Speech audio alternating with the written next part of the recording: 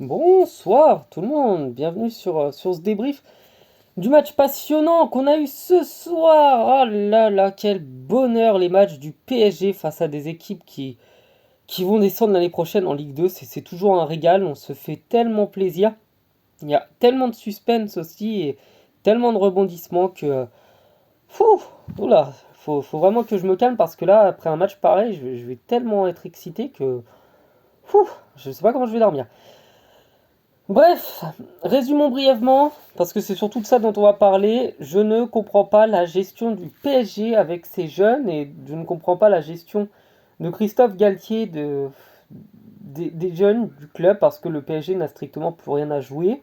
Le PSG est quasiment sur 2 milliards de pourcents d'être champion cette saison. Le PSG comptait 8 points d'avance avant cette rencontre, il en compte désormais 11 avec évidemment un match en plus. Mais autant vous dire que vu le calendrier que les Lensois et les Marseillais ont, les deux vont s'affronter d'ailleurs prochainement, autant vous le dire, le PSG a un boulevard pour aller gagner le titre cette année, parce que Paris ne va affronter concrètement que des équipes qui sont entre la 20e et la, au mieux, 14e place. Et le PSG ne veut toujours pas faire jouer ces jeunes. Je ne comprends pas pourquoi est-ce que le PSG s'acharne à faire venir des jeunes d'autres pays. Je pense à Vitinha, je pense à Soler, je pense à Ekitike.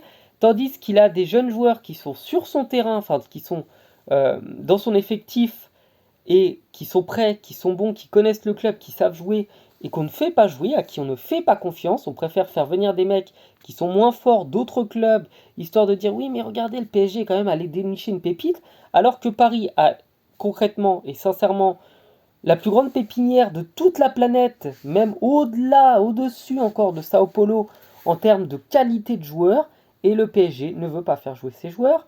Le PSG ne veut pas faire jouer notamment Zahir Emery, qui est pour moi un scandale parce que le mec a montré face au Bayern qu'il avait le niveau pour être titulaire en Ligue des Champions.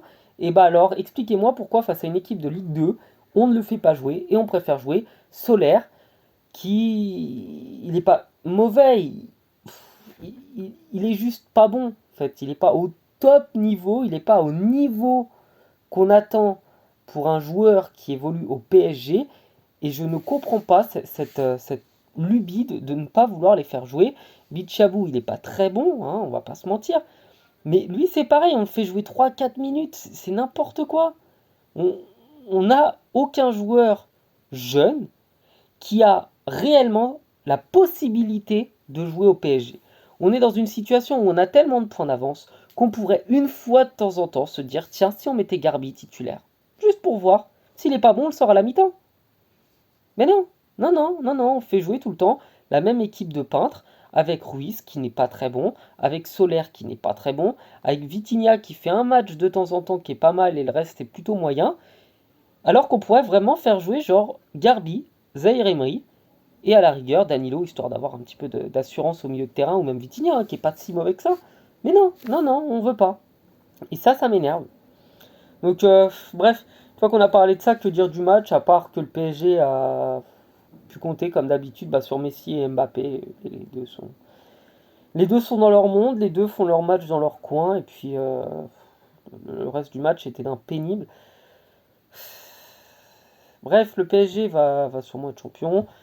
Angers est en Ligue 2, ça c'est une certitude. Et on s'est bien ennuyé, c'est désespérant. Bref, passez une bonne soirée. Je vais aller regarder peut-être d'autres choses, hein, là, il y aura autre chose. Bref, ciao.